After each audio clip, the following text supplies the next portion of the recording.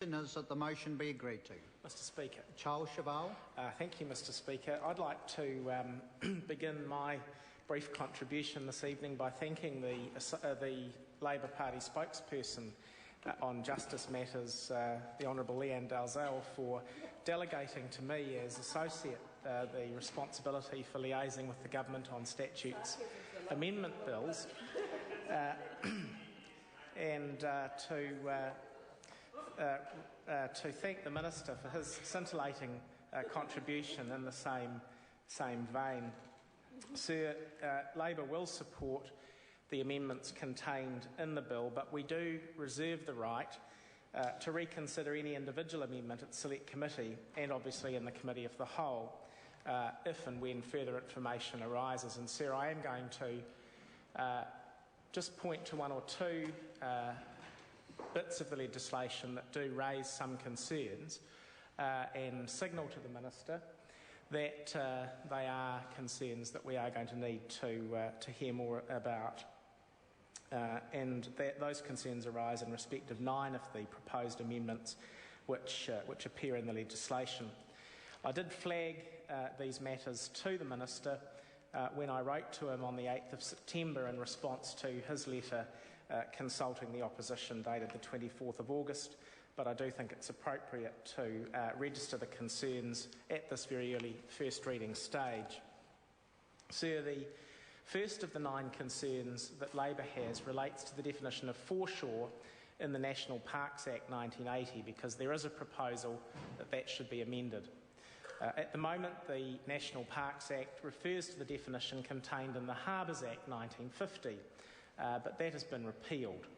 So the new definition proposed is, quote, any land covered and uncovered by the flow and ebb of the tide at mean spring tides, end quote.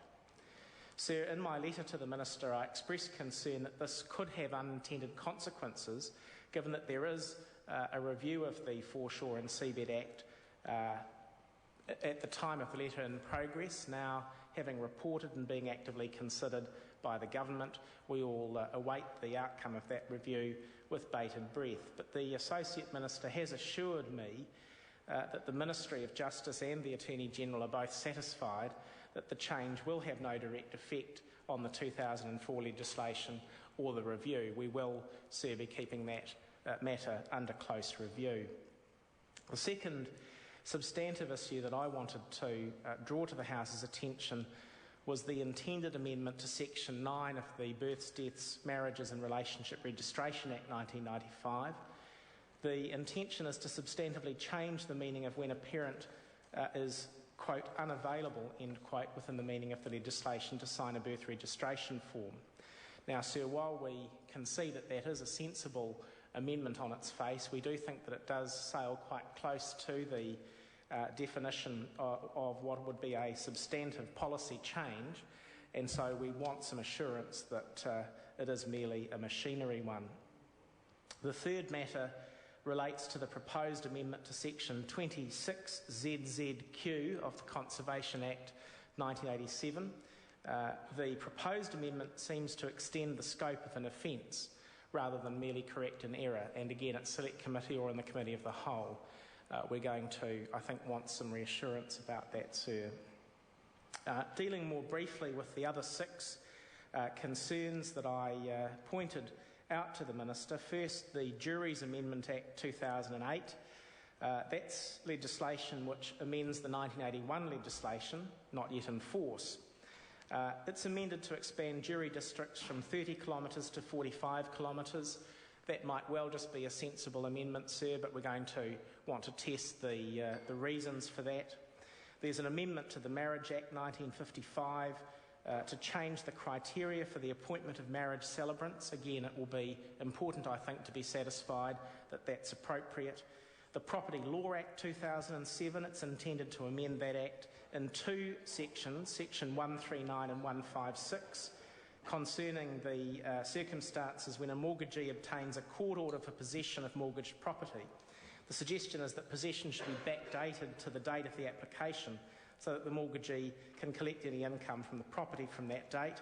Again, we'll want to go through and understand the justification for that.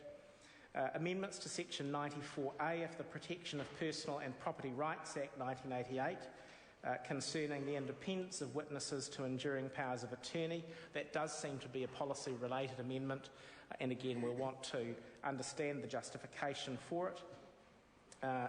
There are two proposed amendments to the Radio Communications Act 1989. These will allow regulations to be made concerning the importation for supply and the offering for sale of radio apparatus in the same way as regulations can be made which control the supply of that equipment. We want to be satisfied that that's merely a machinery change. And finally, Sir, Sections 405 and 412 of the Building Act 2004, the concern that I have personally as Chair of the Regulations Review Committee is that there will be, through those proposed amendments, a diminution of the ability of the House to scrutinise certain instruments.